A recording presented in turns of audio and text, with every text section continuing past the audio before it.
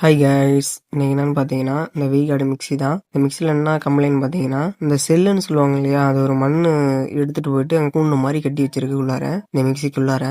இதை எப்படி தட்டி தட்டி எடுத்துட்டு இருக்காங்க வெளியில் அவுட்டில் இருந்தது. இப்போ இன்சைடில் நம்ம க்ளீன் பண்ணி பார்க்கலாம். க்ளீன் பண்ண முடியுமா இல்லை வேற எதனா ஃபால்ட் வருமானு பார்க்கலாம். டோரை கேட்டனா இப்படி தாங்க இருக்குது. ஆனால் நானே முதல்ல இப்போ தாங்க இந்த மாதிரி பார்க்குறேன்னு கஸ்டமரை நம்ம பெட்ரோல் வாங்கிட்டு வர சொல்லியிருக்கோம். பெட்ரோல் வாங்கிட்டு வந்திருக்காங்க. ஓகே, நம்ம இதை ஊற வச்சு நம்ம ரிமூவ் பண்ணி பார்க்கலாம், ரிமூவ் ஆகுதான்னு சொல்லிட்டு.